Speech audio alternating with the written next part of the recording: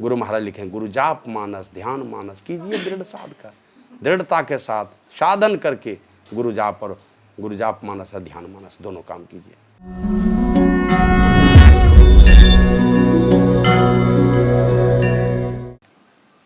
एक भक्त ने लिखा, संत बचन हुआ सुधा देव भी जिसके सदा भिखारी, संत बचन हुआ धन जिसका है नर प्रधान अधिकारी, मर्त अमर बन जाता जिससे वह, मर्त अमर बन जाता जिससे वह संजीवन रज है, और राम बाण सब भवरोगों का, संत वचन सब भवरोगों का राम बाण भेषज है। संतों का वचन राम बाण, माने राम बाण दवा किसको कहते हैं? जैसे राम का बाण कभी चुकता नहीं, उसी प्रकार वो दवा है। वो कैसा भेषज है, कैसी दवा है का? वो राम बाण है, मान जो बाण कभी चुके नहीं, वैसी दवा है संतों का वचन। जिसने भी सुना, बड़े बड़े एक से एक पापी से पापी लोग आए, जिन्होंने संतों की बातों को माना, दुनिया में महान हो गए, है ना। प्रहलाद की बात देख लीजिए, असुर खानदान में पैदा हुए थे। ध्रुव की बात देख लीजिए, महान हो गए दुनिया में। देवर्षि नारद दासी का बेटा बना था, नौकरानी का बेटा था, वो महान बन गए। देखते मत्स्यगंधा का बेटा महर्षि वेदव्यास हो गया, इतने महान हो गए। मछुआरी इनके पेट से पैदा हुआ। भंगी परिवार में, मेहतर परिवार में पैदा हुआ। मेहतर की वही ना, भंगी जिनको कहते हैं, मलमूत्र जो साफ सफाई करते थे, उस घर का बेटा है वाल्मीकि, महान हो गया। तो जिन्होंने भी संतों की वाणी रूपी अमृत का पान किया, वे अमर हो गए। तो एक दूसरी रतिमम कथा प्रसंगा, प्रथम भक्ति संतन कर संगा। भक्ति की शुरुआत है यहाँ से, दूसरी भक्ति है। बराबर हम लोग साधु संतों के पास जाके कथा कहानी सुने, और नहीं तो अपने घर में कोई शास्त्र उलट के पढ़ें। और फिर गुरुपद पंकज सेवा तीसरी भगति अमान, अमानी बन करके गुरु की सेवा करें। अमानी मन कोई आदर नहीं खोजना, गए हैं सेवा करने के, खाने पूछा कि नहीं पूछा, हाल समाचार पूछा कि नहीं पूछा, बस कर लिए सेवा। मिल गया भगवान की कृपा से कुछ प्रसाद, नहीं मिला 13 वेराइटी का बना था, 13 वेराइटी का भोजन नहीं मिला, दालें चावल मिला, नहीं मिला जरा सा सब्जी पा लिए, नहीं है तो सब्जी भात खा लिए, कुछ भी मिला नहीं मिला मुड़िए खा लिया, नहीं मिला तो पानी पी के चले आए, कोई बात नहीं। भगवान को यही मंजूर है, मेरा प्रसाद नहीं खाना मेरे नसीब में लिखा है तो नहीं खाए, लेकिन सेवा करेंगे हम, कोई आदर नहीं खोजना। हम अपने जीवन की घटना सुनाते हैं। 1994 ईस्वी में अखिल भारतीय सत्संग हुआ था, ये घोघा पन्नूचक में, पक्की सराय में। शाही बाबा जब अलग हुए थे वहाँ से, तो उस समय तो हमको स्वामी चतुरानंद जी महाराज बोले कि आप बड़ा बाबू ऐसा कीजिए, उसमें पत्तल की व्यवस्था कर दीजिए। कितना? बोला अखिल भारतीय में जितना लगेगा। ठीक है, कर देंगे। 1 ट्रक पत्तल भेज दिया, 1 ट्रक पत्तल।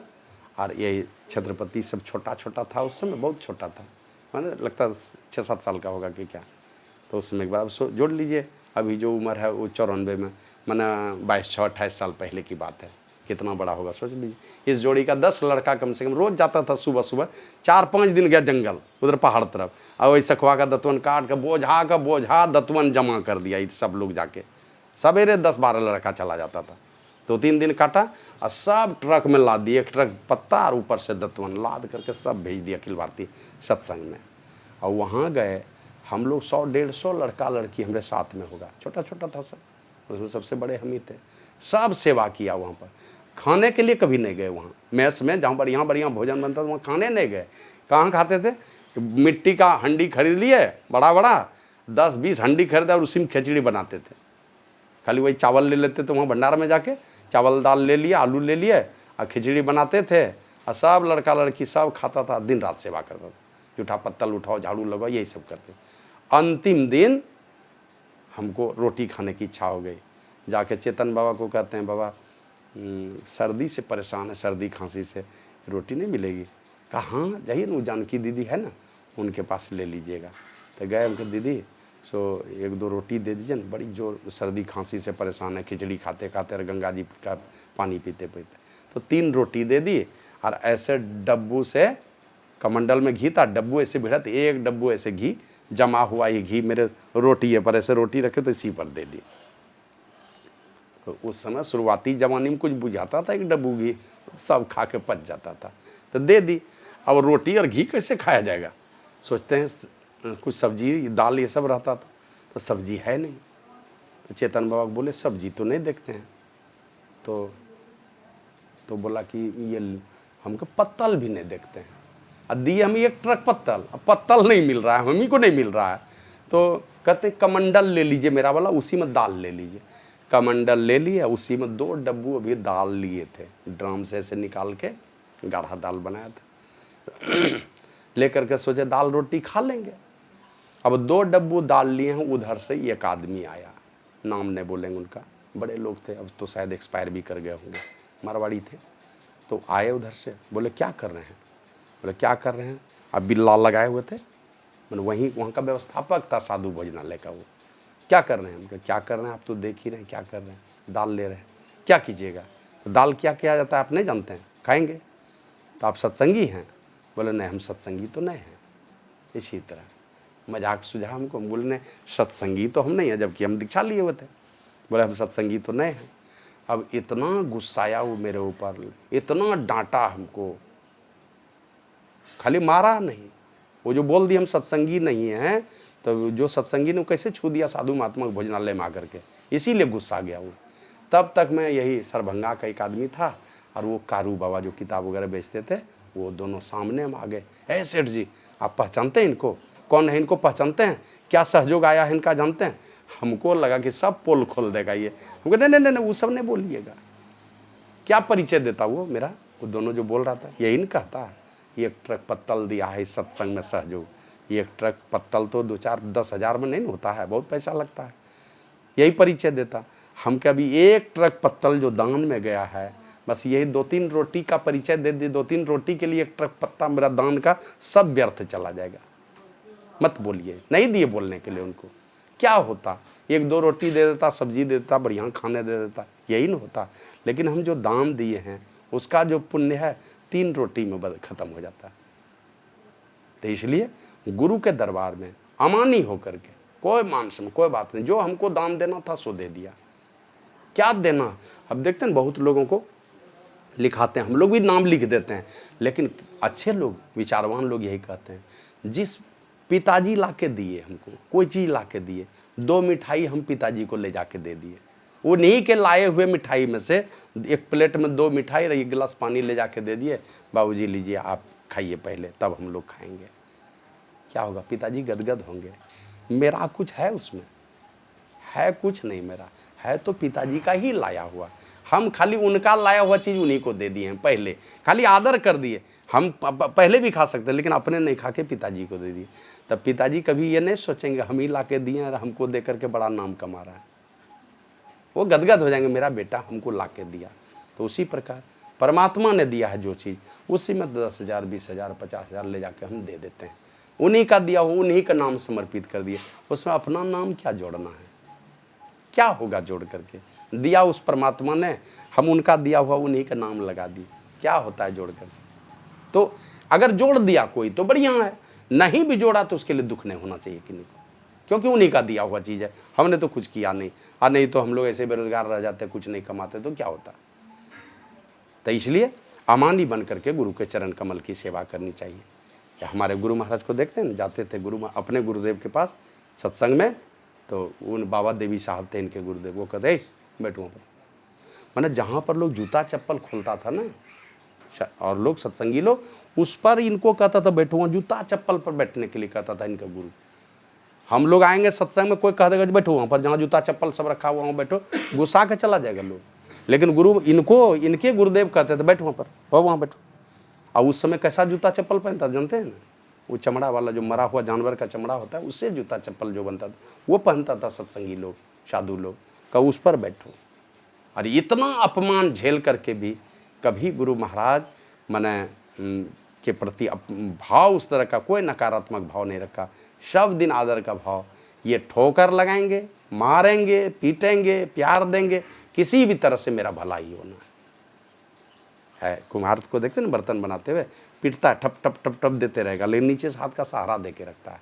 तो उसी तरह गुरु सदैव जांचते परखते हैं, और जांचते परखते जब देख लेता है ये मेरे ज्ञान को संभालने वाला है, तब देखिए अपना सारा ज्ञान उसके अंदर में भर देता है। तो और संसार में भी, ये तो आंतरिक बातें हुई, सांसारिक बातों में भी गुरुदेव आपके देख लेंगे, आपको बहुत दुखी देखेंगे, कुछ भी करेंगे आपके लिए, कुछ भी कर लेंगे। स्वामी विवेकानंद जब बीए पास किया ना, बीए पास कर गया, पिताजी एक्सपायर कर गए। आई इस बीच में ये लॉ कॉलेज में एडमिशन करा लिया था, सोचा तो वकील बनेंगे, विधि स्नातक हो जाएंगे, वकील बन जाएंगे, तो एडमिशन करा लिया। अब पिताजी एक्सपायर कर गया। तो एक दिन कुछ साथी लोग जाकर रामकृष्ण परमहंस को कहा कि गुरुदेव, ये नरेंद्र पढ़ना चाहता है, इनके पिताजी का देहांत हो गया है, लॉ कॉलेज में एडमिशन भी करा लिया है, गुरुदेव थोड़ी आप कृपा कर देते तो पढ़ लेता। अब एक दिन प्रवचन कर रहे थे रामकृष्ण परमहंस, अब बहुत सारे भक्त लोग बैठे हैं, तो हाथ जोड़ करके सबके सामने रामकृष्ण परमहंस कहते हैं कि जो भी भाई बंधु माँ बहन सत्संग में आए हैं, मेरा ये नरेंद्र पढ़ना चाहता है। अरे वो तो जवान लड़का था, ये पढ़ना चाहता है, लेकिन पिताजी का देहांत हो गया, आप लोग थोड़ी कृपा कर देते ना तो ये मेरा बेटा नरेंद्र पढ़ लेता। अब इतना कहना था, जो भी माई दाई लोग सत्संग में आई थी ना, सब अपना जेवर जेवरात जो पहन के आई थी सोना चांदी का, सब खोल के दे दिया और सब लोग चली गई। बाद में स्वामी विवेकानंद अपने गुरुजी को देख करके रोने लगा, कहा कि गुरुदेव, इतने दिन गुजर गए, हमने बार बार निवेदन किया कि आपको गले में कैंसर है, आप माँ से क्यों नहीं प्रार्थना करते हैं, काली माँ से। जब आप उनसे बात करते हैं, काली माँ प्रकट होती है तो आप उनसे बात करते हैं, उनको नहलाते हैं, कपड़ा पहनाते हैं, खाना खिलाते हैं, बात भी करते हैं, तो काहे नहीं कहते हैं कि आपको जो कैंसर है इसका हरण कर ले। तो बार बार रामकृष्ण परमहंस कहते थे, अरे ये शरीर एक न एक दिन मिट्टी में मिल जाएगा, इस शरीर के लिए मैं माँ को कष्ट दूँ, आज नहीं तो कल मिट्टी में मिलना ही है इसको, इसके लिए माँ को कष्ट दूँ। तो वही कहा कि गुरुदेव, आप अपने लिए कभी काली माँ से भी नहीं मांगे, अब मेरे लिए आप ये साधारण लोगों से भीख मांगने लगे। तो यही कहा था रामकृष्ण परमहंस ने, अभी तो 10-20 लोगों के पास मांगा है ना, ज़रूरत पड़ेगी तो कटोरा उठाऊंगा, सारी दुनिया में चला जाऊंगा तुम्हारे लिए भीख मांगने के लिए, मैं कुछ भी करूंगा, है ना। गुरुदाता दयाल, वह काटें जंजाल, या ऐसे दाता होते हैं, कुछ भी करेंगे, संसार की विपत्ति और दुखों का हरण करते हैं। हाँ, आवश्यकता है कि हम अपने को वैसा पात्र बनाएं। तो अमानी बन के गुरु की सेवा करना, ये तीसरी भक्ति है। और चौथी, भगति मम गुण गन करे कपट तजिगान, कपट छोड़ करके, धूर्तता छोड़ करके, झूठा विचार छोड़ करके हम परमात्मा के गुणों का गायन करें। इस जिह्वा से किनका गुणगान करें? भगवान का, गुरु का, उनके गुणों का गायन करें। कभी निंदा शिकायत ये वो आलतू फालतू बात इस मुंह से कभी नहीं निकालना चाहिए। बढ़िया बात, जहाँ भी बैठे कुछ बढ़िया, मान लिया 10 मिनट हम कहीं गुजारे, एक छोटी सी कहानी सुना दीजिए, किन्हीं को बढ़िया कहानी सुना दीजिए, उपदेश वाला। अब देखिए दिन भर दिमाग में घूमते रहेगा, बस दे बाबू ये चीज़ सुनाए थे हमको, हम उनको किन्हीं का निंदा करके सुना देंगे, दिन भर वही निंदा ही घूमता रहेगा उनके दिमाग में। तो वो लाभ हुआ कि हानि उनको? उनके लिए भी हानि और आपके लिए भी हानि, सुनने वाले के लिए भी हानि और सुनाने वाले के लिए भी हानि। तो परमात्मा के गुणों का गायन करना, ये चौथी भक्ति है। और मंत्र जाप मम दृढ़ विश्वासा, एकदम पूरा विश्वास के साथ, पूरा विश्वास के साथ ये जप क्या है? तो गुरु महाराज की वाणी में है, पदावली में, गुरु जाप जपन साँचो तप सकल काज सारनम। ये गुरु जाप क्या है? सच्चा तप यही है, मन को सदैव गुरु के मंत्र में लगा करके रखना, ये सच्चा तप है गुरु का जाप जपना। और सकल काज सारनम, सारे कार्य का निस्तारण करने वाला है, सारे कार्य का निस्तार कर देंगे। इसलिए गुरु महाराज लिखें, गुरु जाप मानस ध्यान मानस कीजिए दृढ़ साध कर, दृढ़ता के साथ साधन करके गुरु जाप और गुरु जाप मानस और ध्यान मानस दोनों काम कीजिए। तो ये जप करना है ना। तो ये पांचवी भक्ति है, मंत्र जाप करना। और जिस मंत्र को जपते हैं उससे संबंधित रूप भी सामने में आता है, वहीं से मानस ध्यान भी होता है। लेकिन उसके आगे छठी और सातवीं भक्ति है, दमशील का साधन करना, इंद्रिय निग्रह का साधन करना।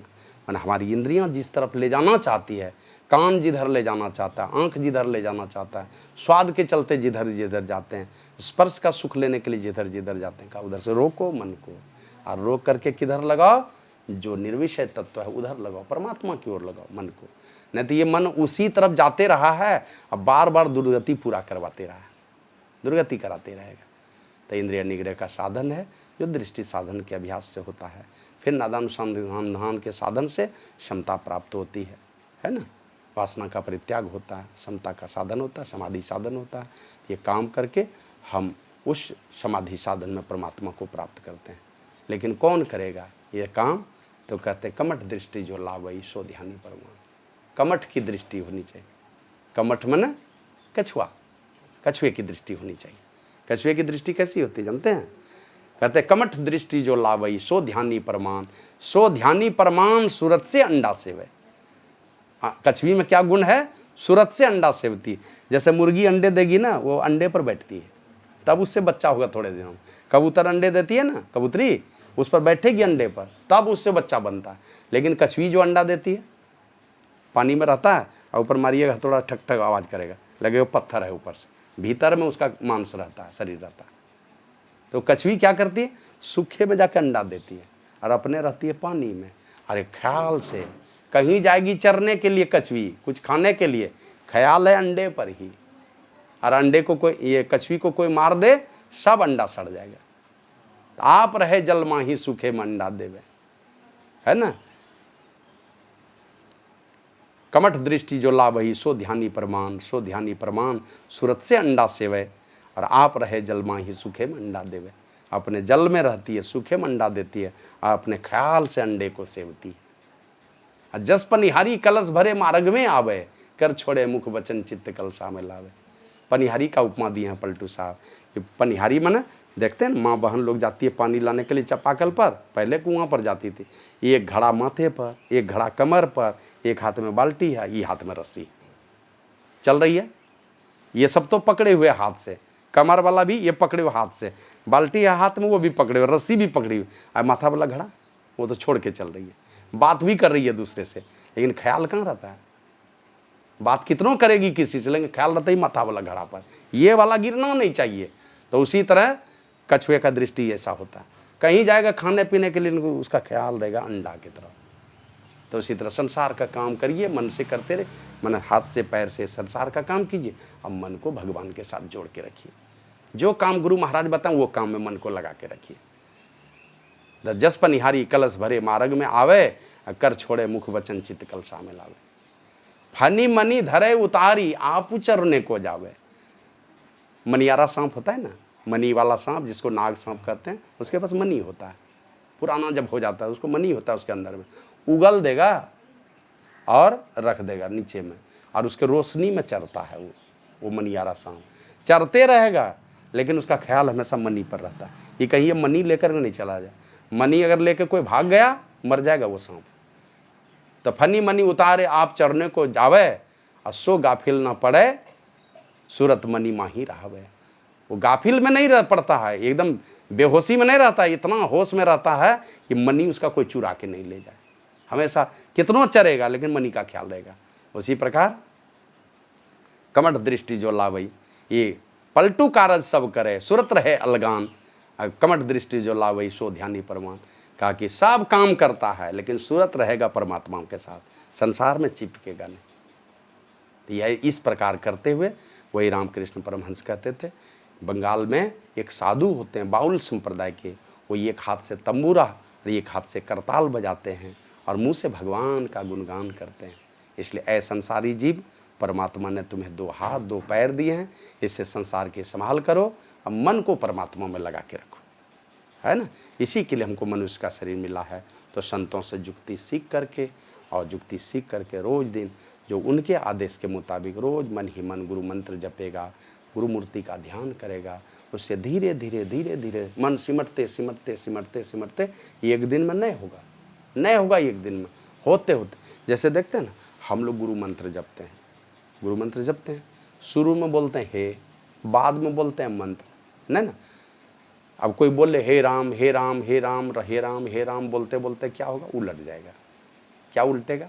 मंत्र हो गया पहले और हे चला जाएगा बाद में। हे माने क्या होता है?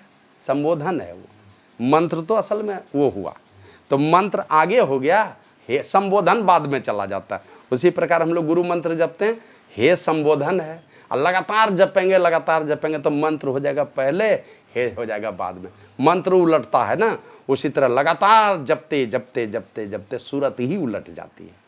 लगातार जपेंगे यहाँ तो मंत्र उल्टेगा और एक समय ऐसा आएगा कि सूरत ही उलट जाएगी। उलटने का मन है जो हमारा मन, जो हमारी सूरत बाहर संसार में ना, वो परमात्मा की तरफ उलट करके, तब लगातार जपने से मन उल्टेगा, और मन उल्टे तो सूरत का हवे। और ये जब हो गया तो कहते हैं यहाँ से ब्रह्मांड में प्रवेश करने के लिए, स्थूल से सूक्ष्म में प्रवेश करने के लिए बिंदु ध्यान का साधन है। तो हम बिंदु ध्यान का साधन करके स्थूल से सूक्ष्म में प्रवेश करते हैं, और सूक्ष्म में जब प्रवेश करते हैं, सूक्ष्म जगत में जब प्रवेश करते हैं, तो सूक्ष्म जगत में परमात्मा का अनेक रूपों को हम देखते हैं। ब्रह्मांड में प्रवेश करेंगे, सूक्ष्म जगत में प्रवेश करेंगे, चौथी अवस्था से ऊपर उठेंगे तो परमात्मा का अनेक रूपों को देखते हैं। और उन रूपों में फंसता नहीं है भक्त, एकदम चातक पक्षी की तरह टकटकी लगा करके बस परमात्मा की बिंदु रूप छवि को निहारते रहेगा। और निहारते निहारते अंदर में प्रवेश किया, बिंदु में तहनाद बोले, रैन दिवस सुहावनम, दिन रात सुहाना हो जाता है। अंदर में अनेक प्रकार के शब्दों को सुनता है साधक, उन्हीं में से वो अनाहत ध्वनि है जो परमात्मा की ओर से आने वाली ध्वनि को सुनता है। सार शब्द के नाम से जाना जाता है, उसी को ब्रह्मनाद कहते हैं। उस शब्द को जो साधक सुनता है वो परमात्मा में जाके मिल जाता है। तो यही काम करने के लिए मनुष्य का शरीर हमको मिला है। सदैव हमारा मन गुरु प्रभु के चरणों में जुड़ा रहे। 33 करोड़ देवी देवता, 33 कोट देवी देवता इसी शरीर के अंदर में। कोई भी मंदिर में चले जाएंगे दुनिया में, एक देवता मिलेगा, एक भगवान मिलेगा, और ये शरीर 33 कोट देवी देवता इसमें है। और ऐसा शरीर परमात्मा ने हमको दिया है, इसमें हम जानवर का मांस दे देंगे। अरे बाहर में देखते हैं बजरंगबली का मंदिर है, बजरंगबली कौन बनाया है? आदमी बनाया है ना, साधारण आदमी बनाया। कौन चीज़ से बनाया? तो सीमेंट है, गिट्टी है, बालू है, यही दिया है, पानी दिया है, उसको बना छड़ दिया है, ऊपर से पेंट कर दिया है, और ब्राह्मण या पुरोहित आके प्राण प्रतिष्ठा कर दिए हैं। तो हम लोग बजरंगबली मानते हैं। देखे तो नहीं है, तो उसमें कोई चढ़ाता है दारू, कोई चढ़ाता है मांस? नहीं चढ़ाता है। हम लोग इसमें चढ़ाते हैं जिसमें सब देवता है। हृदय में शिव जी विराजमान है, कंठ में सरस्वती विराजमान है ना, जिह्वा पर लक्ष्मी जी विराजमान है। तो इसलिए हम इस शरीर में कभी भी मांस, मछली, अंडा, शराब ये सब नहीं डालें। जितना पवित्र भाव से रखेंगे। हम मान लीजिए खरीद के एक चादर दे दिए किन्हीं को, बहन जी ये ओढ़िएगा आप, ये बढ़िया चादर है, हम ओढ़ते थे, बड़ा महंगा है, वो चादर दे दिए हम, और उस बहन जी को दिया, वो बहन जी नाक का नेटा साफ करने लगे, तो क्या होगा? हम गदगद हो जाएंगे? नहीं होंगे गदगद। हम इतना बढ़िया चादर दिए उसको ओढ़ने के लिए, और वो क्या क्या गंदा चीज़ उसमें पोंछने लगा, जूठा सकड़ी खा लिया और उसी में पोंछ लेता है इतना बढ़िया चादर। तो उसी तरह परमात्मा ने ये मनुष्य का शरीर क्यों दिया? कि हम भक्ति करके, पवित्र रख करके भक्ति करें, भक्ति करके भगवान को प्राप्त करें, है ना। इसीलिए मनुष्य का शरीर। हम लोग यही रूप, रस, गंध, स्पर्श, शब्द, यही पांचों विषय के चक्कर में पड़ गए और इस शरीर को गंदा कर रहे हैं। तो इस शरीर को गंदा मत कीजिए, खान पान की शुद्धि रखिए, और सदैव पांचों पापों से बचा के, झूठ, चोरी, नशा, हिंसा, व्यभिचार, पांचों पापों से बचा के रखिए। और काम है, क्रोध है, लोभ है, किसी से ईर्ष्या है, किसी चीज़ का घमंड है, ये सब क्या है? ये सब विकार हैं। इन सारे विकारों से और सारे पाप से बचा करके एकदम बढ़िया विचार का, बढ़िया बोली वाला, मधुर बोली बोलने वाला हम बना करके रहेंगे, और रोज़ दिन सत्संग करेंगे, ध्यान करेंगे। इससे हमारा भला होगा, इससे हमारा कल्याण होगा। शरीर बीच में छूट गया तो जाएंगे स्वर्गलोक, और वहाँ स्वर्ग से जब लौटेंगे फिर मनुष्य का शरीर मिलेगा, और बढ़िया खानदान में जन्म होगा, श्रीमान के घर में। श्रीमान मने, श्री मन होता धन, धन वाला घर में जन्म होगा। अब धन वाला घर कौन सा होता है? करोड़पति वाला। हाँ, वो करोड़ वाला भी धने है, लेकिन असली धन होता है कि माए बाप हमारा धर्मात्मा है, उस घर में हम जन्म ले लिए। अब माए बाप मान लिए हिरण्यकशिपु जैसा बाप मिल गया कहीं, तब प्रहलाद तो बड़ा धर्मात्मा था, लेकिन बाप मिल गया हिरण्यकशिपु जैसा, हम ही भगवान है कहीं। तो कहते नहीं, वैसा घर में नहीं होगा जन्म, जन्म होगा श्रीमान के घर में। मतलब माँ भी भक्तिन होगी, बाप भी भक्त होगा, और उस घर में कोई बेटा आ गया, बेटी आ गई बढ़िया भक्त, तो माँ बाप भी उसी तरह का, तो और दुलार प्यार ज़्यादा मिलेगा उनको। माँ बाप का सहारा बचपने से मिलेगा। अभी तो देखते हैं अपना होश होता है तब लगता है कि मांस मछली नहीं खाना चाहिए, नहीं तो माँ बाप तो कहता था खाओ। और जिस घर में बचपने से धर्मात्मा माँ बाप है, उस घर में जन्म हो जाएगा। माँ बाप रोज दिन पूजा पाठ करने वाला, ध्यान करने वाला, सत्संग करने वाला, उस घर में जन्म हो जाएगा। ये श्रीमान का घर होता है। और धीरे धीरे वो दोनों हाथ में लड्डू है, जाएगा मर करके स्वर्ग, और लौटेगा तो बढ़िया कुल परिवार में जन्म हो जाएगा। तो इसी के लिए मनुष्य का शरीर है, ये काम यही सत्संग सिखलाता है। रोज़ बराबर जहाँ मौका लगे सत्संग में जाके बैठना चाहिए, सुनना चाहिए, और घर में बैठ करके रोज़ सत्संग ध्यान रोज़ दिन करना चाहिए। जहाँ कोई साधु महात्मा मिले तो दोनों हाथ जोड़ करके जाके चरण छू के प्रणाम करना चाहिए, है ना। राम जी कैसे करते थे, शबरी कैसे की थी प्रणाम, उसी तरह का प्रणाम करना चाहिए भगवान को। दोनों हाथ जोड़ करके दोनों चरण को छू करके प्रणाम करना चाहिए, या माथा टेक के प्रणाम करना चाहिए। जहाँ साधु महात्मा मिले, नए अगर नज़दीक में जाके कर सके तो हाथ जोड़ करके ऐसे नमन कर लिए, दूर से ही प्रणाम कर लिए, या मिल गए तो जय गुरु महाराज कर ली, है ना। हम जम्मू कश्मीर जाते हैं तो वहाँ सब लोग, बेटा बेटी घर की बहू जो मिलेगी, जय श्री सियाराम महाराज जी, हम लोगों को दे जय श्री सियाराम, ये नाम बोलते हैं सब। वहाँ का लोग गाली नहीं जानता है, छोटा बच्चा भी मुंह से अब शब्द नहीं निकालेगा, जब भी भेटेगा जय श्री सियाराम महाराज जी। बूढ़े लोग भी जा रहे हैं जय श्री सियाराम महाराज जी। कोई कॉलेज भी जा रहा है, कितना स्पीड में स्कूटी से जा रहा है, तुरंत गाड़ी स्लो करेगा, हाथ जोड़ करके जय श्री सियाराम महाराज जी कर लेगा, तब पार होगा। तो कहीं साधु महात्मा मिले, किसी देवता को हम नहीं देखें, लेकिन साधु महात्मा इस धरती के सबसे पवित्र देवता है, उनको नमन कीजिए, प्रणाम कीजिए, सबको बढ़िया बुद्धि होगी, सबका भला होगा। बोलिए प्रेम से श्री सद्गुरु।